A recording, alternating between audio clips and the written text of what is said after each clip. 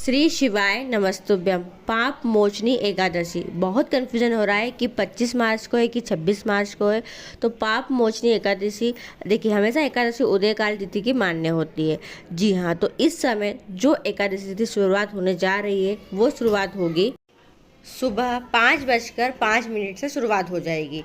जी हाँ, और 26 मार्च को देर रात 3:45 तक रहेगी। जी हाँ, ऐसे में 25 मार्च यानी कि उदय काल की तिथि मान्य रहती है, इसलिए 25 मार्च को पाप मोचनी एकादशी मान्य रहेगी। जो लोग व्रत रखना चाहते हैं वो व्रत भी 25 मार्च को ही रखेंगे, यानी कि मंगलवार के दिन रखेंगे।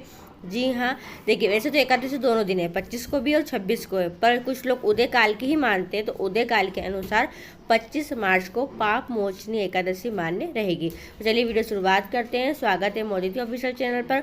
गुरुजी पंडित जी प्रदीप मिश्रा जी द्वारा बताया गया बिल्कुल नया उपाय है, जो शीघ्र मनोकामना पूर्ति उपाय है।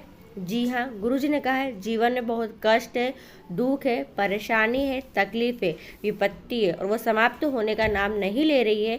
तो दिल की बात बाबा से कहने वाले विशेष 2 उपाय हैं। इन दोनों उपायों को आप मंगलवार बुधवार यानी कि पाप मोचनी एकादशी के दिन कर सकते हो।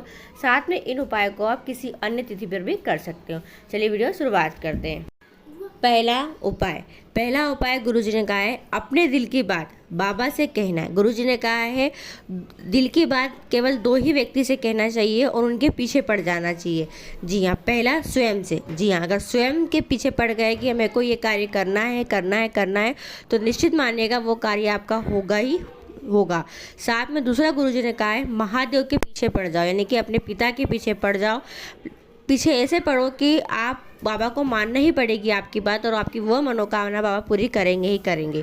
जी हाँ, क्योंकि पिता के अगर पीछे पढ़ोगे तो ही आपका कार्य बनेगा। अदरवाइज आप किसी अन्य लोगों के पीछे पढ़ोगे और किसी से कहोगे कि मेरा ये कार्य पूरा हो जाए, मेरा ये कार्य पूरा हो जाए, तो वो कभी पूरा नहीं होगा। तो 2 व्यक्ति के पीछे पढ़ना है, एक स्वयं के पीछे और एक बाबा महादेव के पीछे। साथ में गुरु जी ने एक विशेष उपाय बताया है। जी हाँ, ये उपाय कैसे करना है आपको देखिए। एक बेलपत्री लेंगे और उस बेलपत्री को अपने आपको सीधे हाथ की हथेली पर रखना है। कैसे रखेंगे तो आप वीडियो में देख सकते हैं। डंडी कैसे रखोगे, जो बीच वाली उंगली है ठीक ऐसे ही आपको बेलपत्री को पकड़ना है। आप वीडियो में देख सकते हैं। इस तरीके से हथेली पर आपको बेलपत्री को रखना है और इसी के ऊपर आपको अपना उल्टा हाथ रख लेना है। ऐसे बेलपत्री को पकड़कर आपको बैठना है नंदी जी के पास में। जी हाँ, शिवालय जाएंगे, नंदी जी के पास बैठ जाइए। श्री शिवाय नमस्तुभ्यम, ओम नमः शिवाय, आपको जो भी मंत्र आता है उस मंत्र का उच्चारण करेंगे। उच्चारण करके दिल की बात नंदी जी के पास बैठकर बाबा से कहेंगे।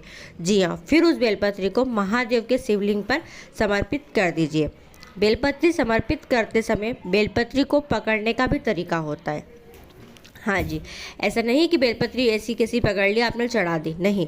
बेलपत्री कैसे पकड़ी जाती है तो आप वीडियो में देख सकते हैं। इस 3 उंगली की मदद से आपको 2 उंगली की मदद से आपको बेलपत्री को पकड़ना है और ऐसे बेलपत्री पकड़कर फिर आपको महादेव के शिवलिंग पर समर्पित कर देना है। जी हाँ, तो ये विशेष दिल की बात बाबा से कहने वाला उपाय है, जो कि बिल्कुल नया उपाय है, जो गुरुजी ने अभी जो कथा चल रही है उस कथा में, छत्तीसगढ़ की कथा में गुरुजी ने बताया है। दूसरा उपाय, यह उपाय भी आप एकादशी पर, प्रदोष पर, अन्य किसी विशेष तिथि पर भी कर सकते हैं। जीवन के दुख कष्ट समाप्त करने वाला उपाय है। आपको लेना है 5 समीपत्र। जी हाँ, 5 समीपत्र, 1 द्रुबा, 1 चावल का दाना।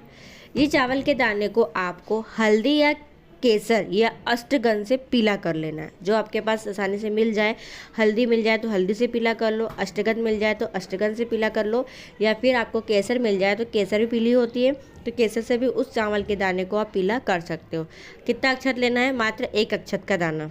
ठीक है, ये सामग्री लेकर आपको जाना है बेलपत्री के वृक्ष के पास। बेलपत्री के जड़ की ही मिट्टी से आपको एक छोटे से शिवलिंग का निर्माण कर लेना है।